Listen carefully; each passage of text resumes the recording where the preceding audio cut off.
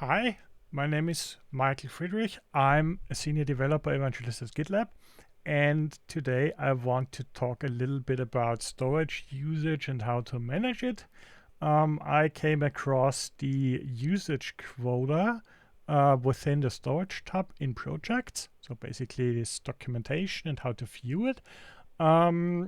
And was wondering whether I can automate things, because this view provides me with some insights, and I know I'm currently using 36 megabytes, but like, how can I automate this?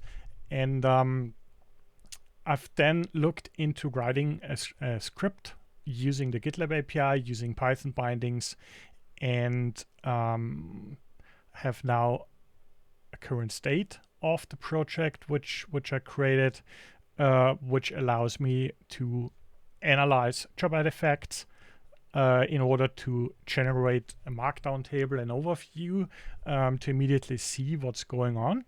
And in addition to everything like show something, the script also allows you to define thresholds, which means you can either filter by age or by size, and then get, for example, an overview marked or highlighted in that way. By default, the script doesn't do anything rather than generating a markdown report into a file, which I will show you in a bit. And the other thing it does, or it provides the functionality to actually delete something, either based on the threshold filters or delete everything, so deleting all artifacts. And you can either pass along a project ID or a group ID, and the script will then try to collect all the projects and all the job artifacts underneath. Now, everything is documented. You can either install it from source or use the provided container image. The only real requirement is providing a personal project or group access token with either read API or API permissions, depending on what you want to do. Now, and there are some other configuration options as well. But in order to look into that, let's quickly switch into the terminal and let's see whether we can generate something. So this is basically running Docker, exporting the GitLab token, the project ID, which has been prepared, which is actually this project over here. So just to ensure that we are looking at the same numbers, it's 38.4-ish, and it's over here 38.4-ish. The idea is to generate this into a specific output directory, which gets mapped essentially. And the script also dumps everything which it generates onto the terminal, so we can immediately see it over here as well. But in the end, we can see the job artifact size is 36 megabytes. And if I want to open this up, this was generated over here into this directory, and we can see the markdown table. And the nice thing in Visual Studio Code is Command-Shift-P, markdown open preview, and we can see this rendered. Probably there's an error. Probably we should maybe increase the size a little so that the view is even better. And the good thing is, or the thing I've added today actually, because I started on Wednesday, adding all the URLs for the project, so you can immediately jump into the usage quotas, for example, or investigate the job ID, which happened.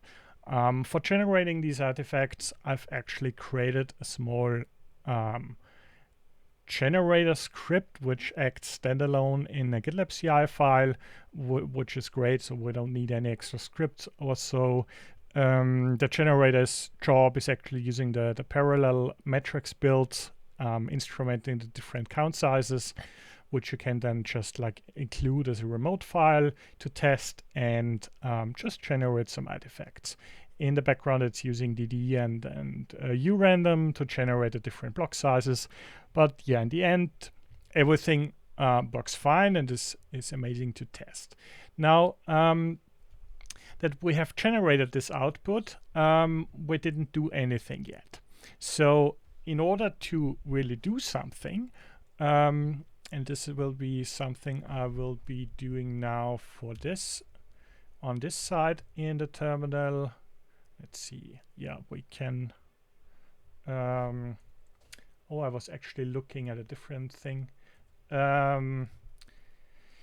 This is the group ID, which I was looking at. So you can also export the group ID into the terminal and then run the analyzer. Just doing it again. And it should be generating the GitLab Analyzer. No, the GitLab Analysis report. That's the name. And we got to see again a little longer markdown, which it's now a little complicated to show everything. Maybe let's move this one over here and close this one. But yeah, in the end, it's a longer listing. It's not beautiful yet, but still it provides some output. And we do have a job artifact size in summary of 360. Now, the thing I want to show you actually is we can also say, hey, we want to add the delete method. Let me quickly check the documentation. We can define a threshold. That's the first thing we want to do, potentially just using an age threshold of, for example, let's use 1 hour, which is like 60 multiplied by 60, and run the script again. And we can see we get an additional information about the output, saying that the age threshold over here would potentially allow us to delete all the artifacts, which is great. We can also see it gets highlighted in this direction. Now, the other thing I can do is, in addition to this threshold, and it's great writing documentation to being able to copy paste, we can say we want to actually export the file size and say this should be matching more than 10 megabytes, and I'm setting the age threshold again, which then should bring a different report summary. Yeah, here it is. The size threshold is actually more than 10 megabytes, which would allow us to reduce the size by 280 megabytes. This is a different pattern I tried to implement. I'm not sure if it makes sense to delete by size, but probably it's also helpful. Now the thing is, nothing has been deleted yet, so everything is like generated. You can analyze this. You can upload the markdown file into a Git repository, for example, to render it. You can upload it into a snippet, into a wiki, whatever is required. The script can actually, like, if you want to use the Docker container or the script itself, just run it in CI/CD and generate the reports. Just be aware that it requires API calls in the background. So you might be flooding the API a little bit and might be rate limited because of that. So I would recommend maybe running the script once or twice a day or something like that. But in order to really actually delete something, the threshold doesn't do anything. The delete mode needs to be specified, which is none by default. And in our case, we want to delete everything which has been matched by the threshold. So we are setting this. And now we can actually see that the analysis happens again. And the script starts to delete the jobs with the artifacts and the sizes and prints that. So it will take a while because this is like an API call for everything. And after a while, it should be finished. And when we then run the report again, we should be seeing that there is not so much data left. So we can see, just run it again.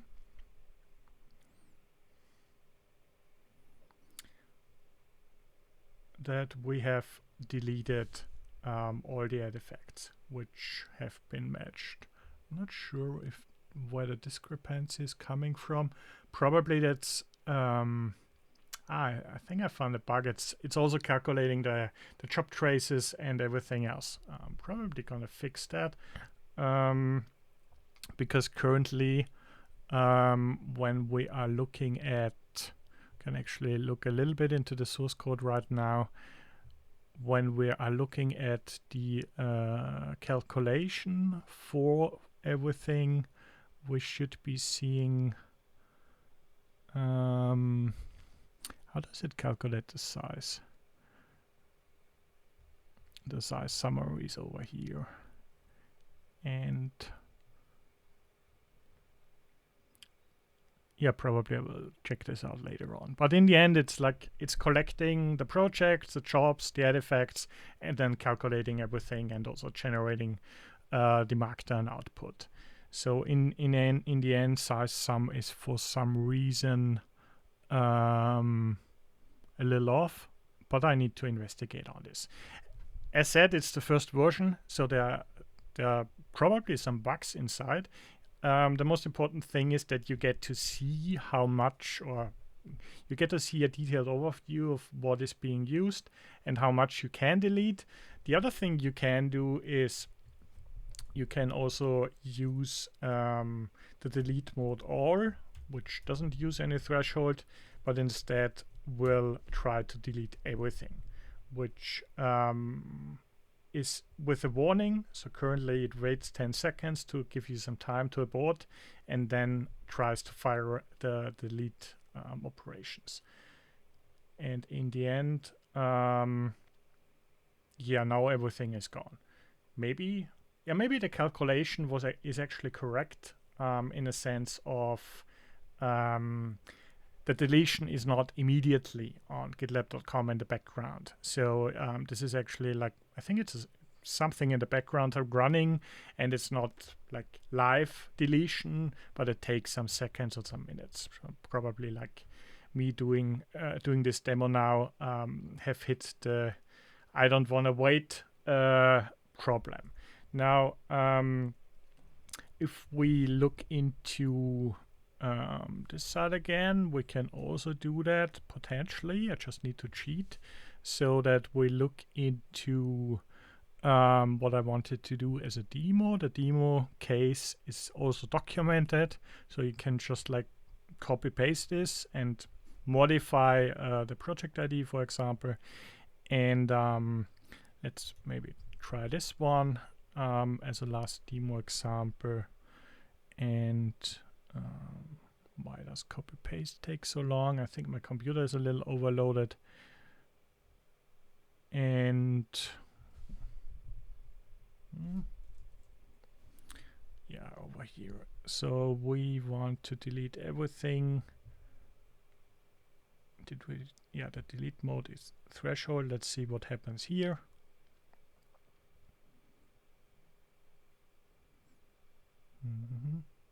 Just takes a while. Maybe I'm getting rate limited now. Yeah, so in this case, we should have deleted everything because the age threshold actually matched for everything. And you can see that the size threshold is marked with this emoji and the age threshold with this one. And if we run it again, we should be able to see nothing, hopefully. Just takes a while. Yeah, we are seeing nothing, and everything has been deleted. Now, in order to verify that, we need to look into the can either look into the artifact generator group, into the we want to see the user. Where is it? no, I want to look into, actually, I want to look into the project, this one, and here are the usage quotas for the project. And we shouldn't be using that much. Okay, it's not updated yet, but maybe we're clicking over here. And I don't want to wait. So in the end, I'm probably faster with automation in this regard, but keep in mind, don't stress the APIs too much. Yeah, and the source code is MIT licensed. It's available currently as version 0.1.1. Yeah, the release is tagged. The release is over here, so you can either download it. I would probably recommend just cloning the repository and or the project and running the source, or just using the Docker container, so you don't need to install anything. And if you're interested in contributing or trying to like understand how it works, so everything is in this file at the moment. It's not the perfect Python code, but it works. It's using the Python GitLab library bindings. So thanks to the authors for this amazing library, which allows to abstract many things. Yeah, and everything is like, I haven't found the current line count. I think it's 300 or 400 or something. But you can see a lot of things are like reading input and other things.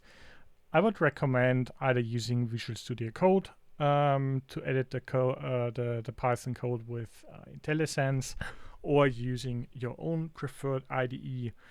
Yeah, and maybe you want to dive into adding more storage types.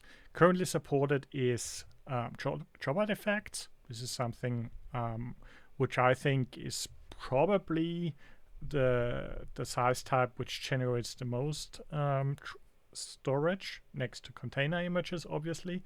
But it's, yeah, I needed to start somewhere.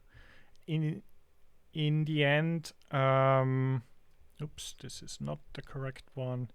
In the end, I wanted to, and the recording is making my slow computer even slower. I have too many tabs opened. Cannot see that.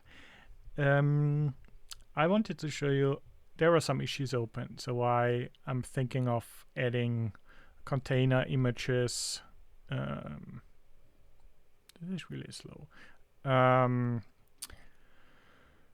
Container images, packages, the repository usage, and so on. And all the issues have documentation and ideas on them, so you can immediately see what to do. Now in the end, we have deleted everything successfully, and I hope you liked the project and the script, and it's helpful for you. Please use it, provide feedback, or send a merge request and contribute. Really appreciate it. Yeah, and thanks for listening. Thanks for your attention, and see you next time.